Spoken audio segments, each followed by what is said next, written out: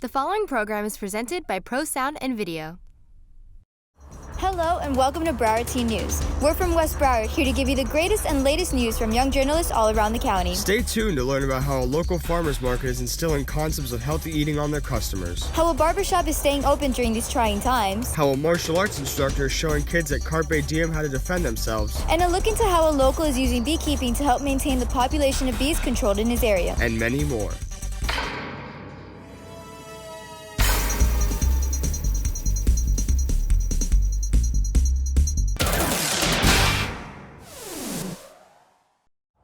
Hi, and welcome to Broward Teen News, West Broward Edition. I'm Andrea Guzman. And I'm Ethan Cates. Today we're going to be looking inside our school to see some of the amazing things happening here in South Florida. First, let's hear about how a local farmers market is making a difference by selling local and organic goods. Ethan can serve you the facts. In the midst of a global health crisis, small businesses have been hit the hardest.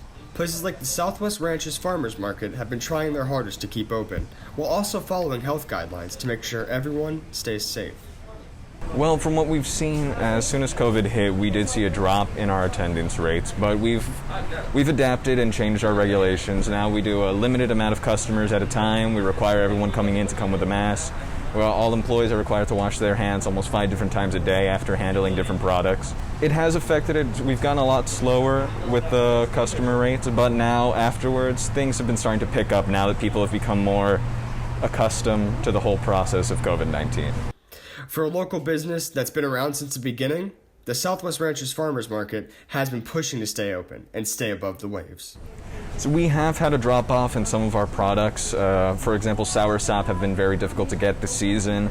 Our eggs, for about 2 weeks, we just couldn't get any. And the milk itself, we get them up from a farm in Tampa. For the first week, they just weren't coming out because it's owned by an elderly couple. So we've had to adapt with some of our items, and we've gotten new suppliers now, more local ones, that are still willing to come out through this and try to help us out. In times like these, it's important to go out and support local small businesses. With your help, farmers markets like these can thrive with any amount of support.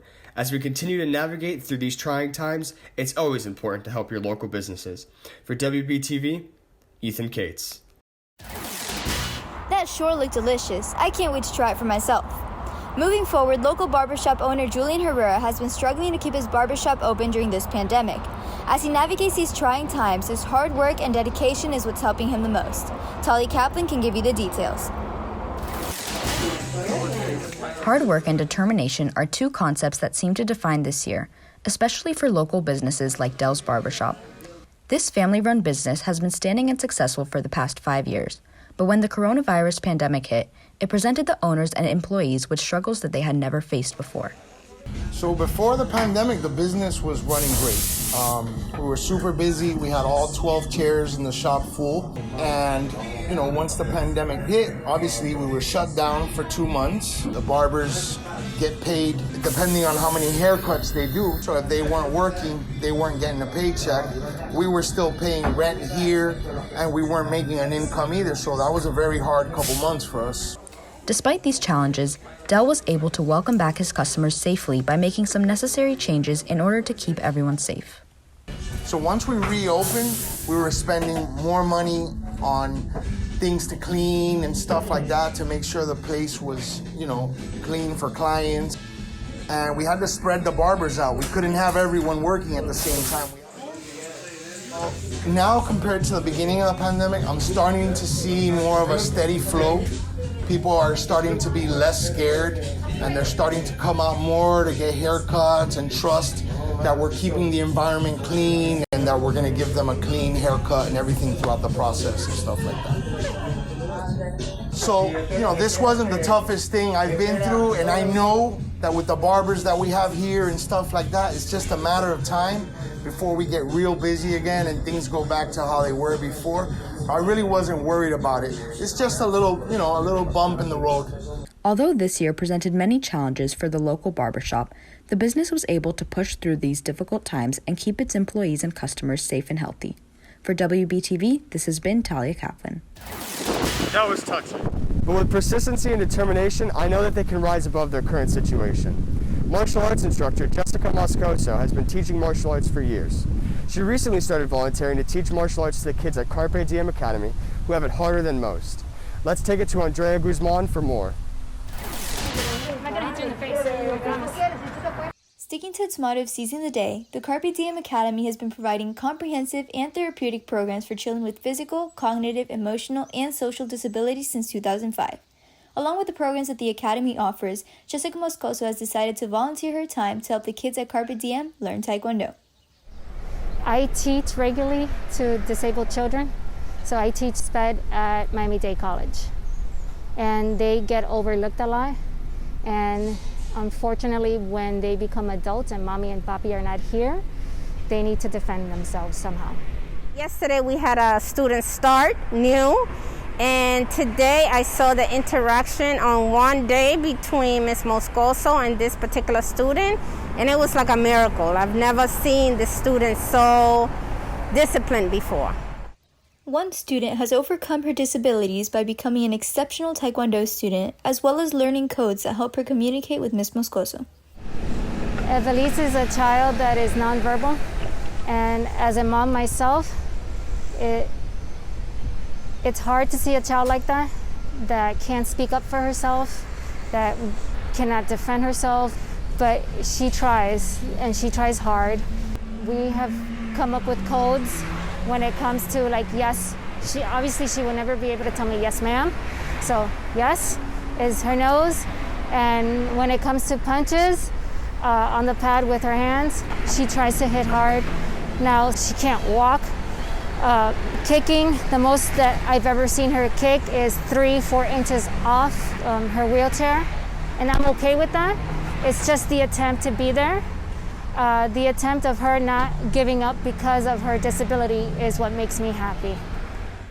Ms. Moscoso's passion for teaching Taekwondo and helping others has not only given the students at Carpe Diem new Taekwondo skills that they can use to defend themselves, but has also instilled lifelong character changes within them. For WBTV, this has been Andrea Guzman. It's great to see that people are giving back to the community in any way that they can. Adrian Perez is working on keeping bees controlled in his local area. Let's take it to Christopher Gomez to mitigate the situation. I kind of like to let them work. They have a job that they do, whether we help them do it or not. While many people are afraid of the honeybee, Adrian Perez likes to step right into the swarm. I'm the bearded beekeeper, man. I'm a beekeeper. I do live bee removals. I keep bees in urban and agricultural settings, and I'm working towards becoming a commercial pollinator. But it's really, really important to be able to maintain, viable stock of bees to, do pollination. And once I was able to actually get into beekeeping and doing those things, I realized what I really wanted to do. And people like Adrian are essential to the survival of this crucial species. Their greatest contribution is pollinating over 90% of the world's food. That contribution is slowly decreasing though, due to colony collapse disorder. This is when many of the worker bees in a hive go out, but then eventually just disappear and don't come back. The bee population has declined by over 40% in the past few decades, causing experts to doubt food security across the globe. If it wasn't for the bee population, we wouldn't have many of the fruits and vegetables we have today, and that includes honey. It's also an economic thing. I wouldn't have my job selling produce if it wasn't for the bees. Us as human beings have a bad habit of, spraying this flower or that flower and killing this bug or that bug. And we've lost a lot of our native pollinators and native species that do this, on their own. So now having bees as a secondary option to being able to pollinate, I feel like that provides more to our current ecosystem, where a direct impact to the ecosystem where that hive is going to be located. And many of those hives are being relocated to Zoo Miami, where Adrian is volunteering his time to help stop the decline of the bee population in South Florida. On the premises, we have many little hives all over. So we need to keep them able to pollinate our plants and trees. The ultimate goal is to educate the public on the necessity of bees. I feel like I get to impact somewhere close to home that has the ability to reach out to so many people. and Adrian hopes to reach out by keeping the buzz about bee preservation alive for generations to come. For CCNN Live, I'm Christopher Gomez reporting. Look at this. Seems like Adrian is a busy bee. About 55.5% of high schoolers play sports. It's typically the most common extracurricular among teenagers. The Wildfire girls volleyball team is one of many teams in America dedicated to their sport. They spend countless hours perfecting their craft, hoping to get a scholarship to a D1 university. Let's pass it to Mackenzie Rivero to set up the story.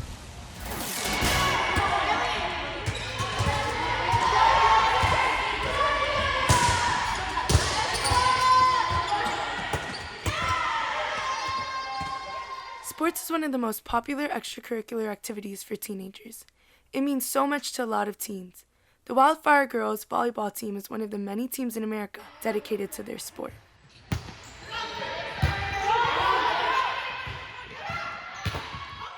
I spend about 6 hours practicing volleyball in general, but I spend about 10 to 12 hours throughout the week training on different things to try to get me strong and prepared to play. Volleyball means so much to many of the girls on the team. They spend countless hours perfecting their craft.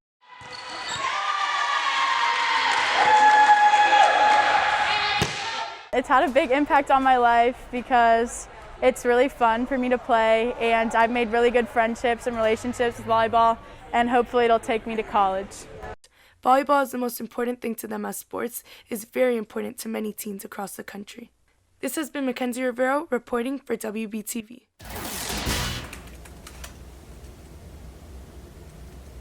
Seniors like Morgan Massa attending high schools across the nation and applying to colleges have to balance aspects of their personal life, like dance for Morgan, and applying to schools as well as attending high school. But with new life challenges being thrown at her this year, she has had to find ways to adapt to this new lifestyle. I managed to apply for college with help from my mom. She really helped me get everything together, keep me on track with getting my videos in, and she definitely was there when I was struggling with ideas for essay topics and like what to write about myself to give to colleges. With so much on Morgan's plate, which includes schools and dance, she has had to learn ways to efficiently get work done. A new technique I've learned to balance my busy life schedule is to always focus on one thing at a time and not multitask. I learned that when I multitask, I start messing things up. So when I focus on one thing at a time, I'm able to get everything done just the right way. The pandemic really did not affect me because of how early I started. It's one of the things I'm really glad that I did, because I'm not as stressed as a lot of people think I would be, because I'm basically already done and I'm just happy and ready to go. Although times are tough and people are struggling, students similar to Morgan have found ways to keep pushing through, and it's important to remember that tough times do come to an end. For WBTV, this has been Anna Vega reporting. Being an athlete myself, I understand the importance of the sport that I practice. Most girls and boys became interested in makeup by watching their moms when they were younger. But now with beauty influencers posting videos on platforms such as YouTube, teenagers have become inspired to start their own makeup journey and have seen positive impacts on their confidence levels. Let's pass the palette to Ethan to hear how makeup has affected Addison Goldberg's life. Makeup is an invisible art that allows teenagers to express themselves. Being able to control one's look with the stroke of a brush enables a sense of self-confidence for the user.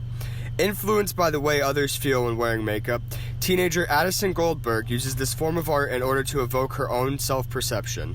I feel definitely a lot more powerful and a lot more confident when I wear makeup. I think it just brings an extra boost of confidence.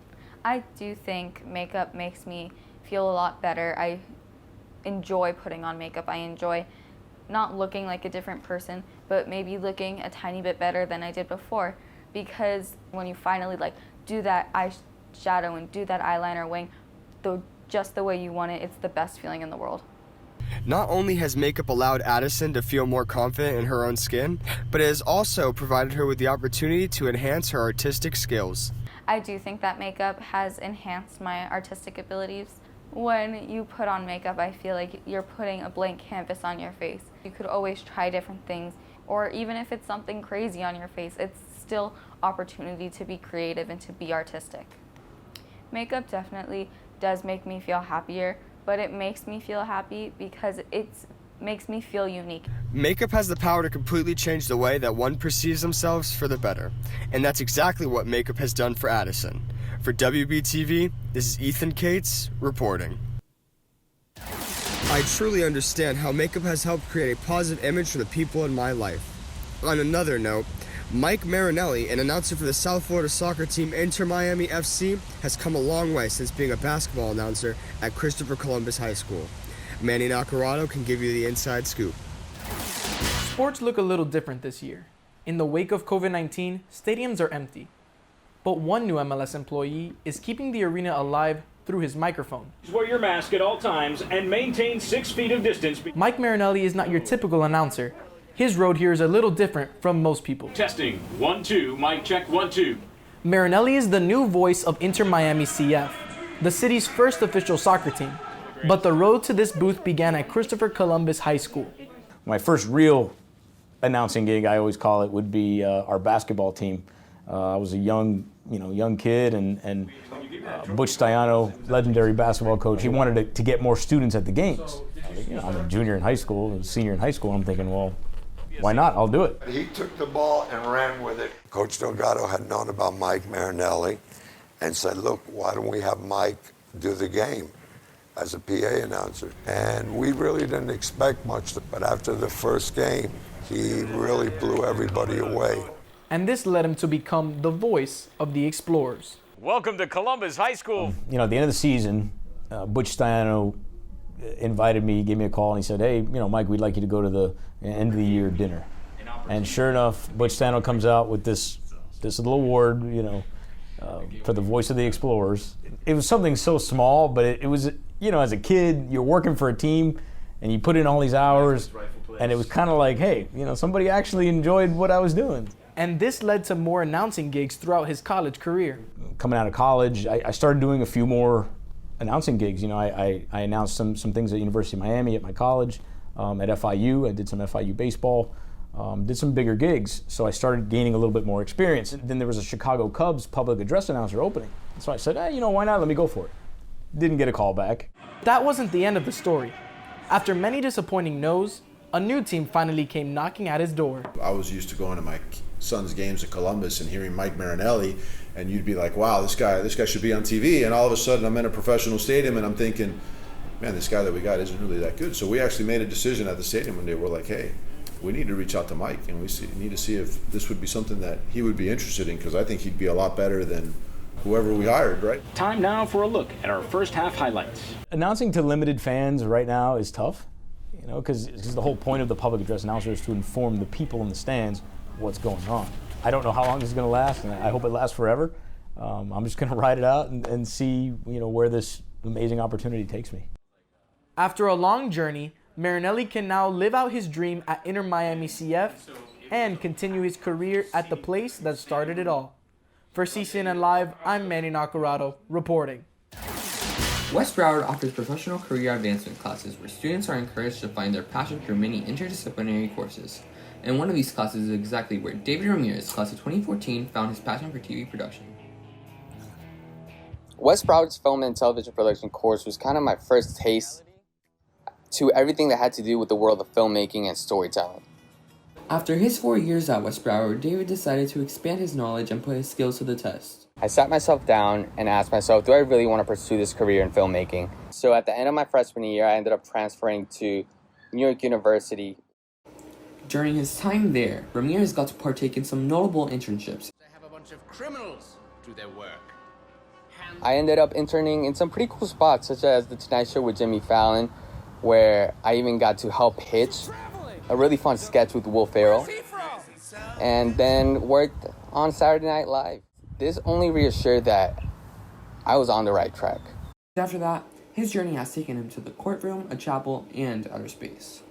When I graduated from NYU, I hit the ground running, working for Robert and Michelle King on their hit series, The Good Fight, on CBS All Access. After that, I was brought on to their new show called Evil. And during my time as writer's assistant, I applied to this thing called the Disney Writers Program.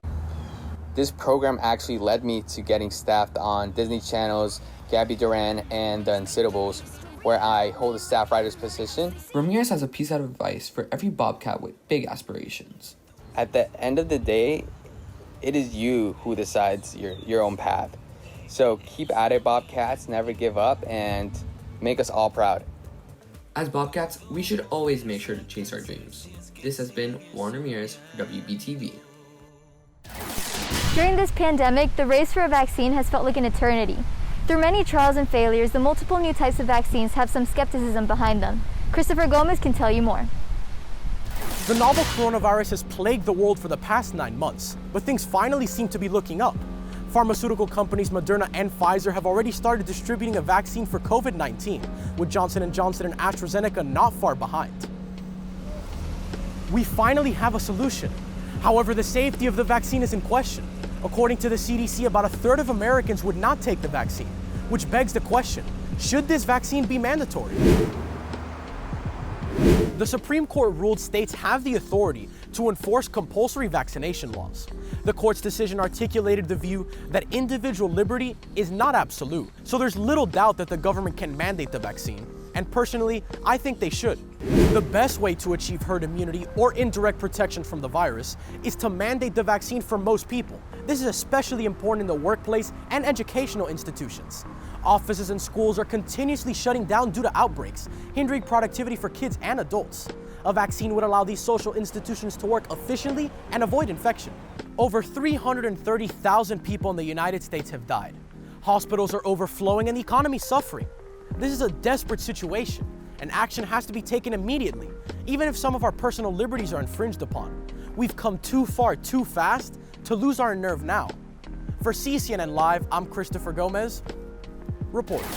I'm hoping to get that vaccine soon so I can start living my normal life again.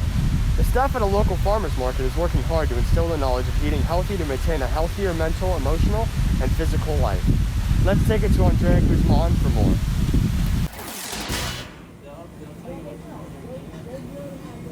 Nestled in a quaint strip mall in Davie, Florida, the Brothers Farmers Market caters to the health-oriented consumer by providing a variety of seasonal organic vegetables, fruits, and specialty goods.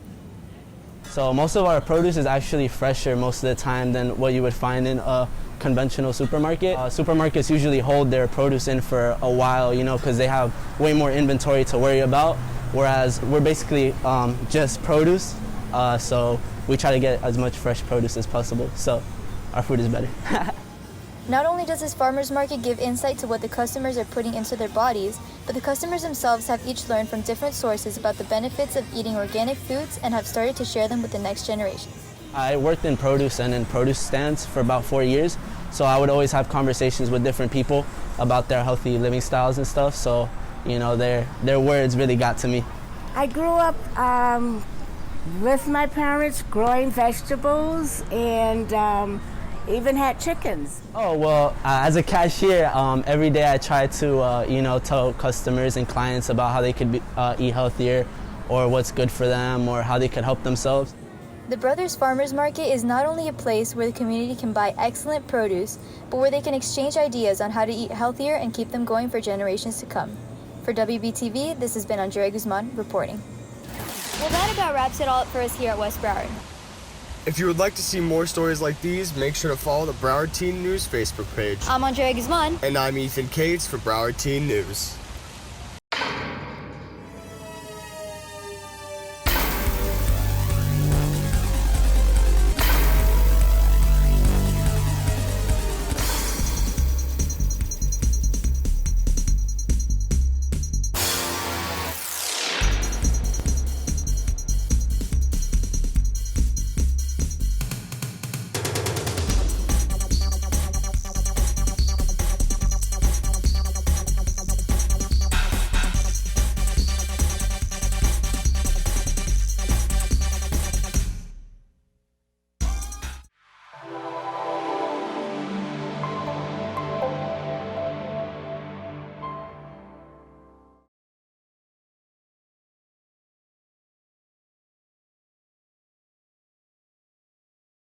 Broward Teen News was brought to you by ProSound and Video.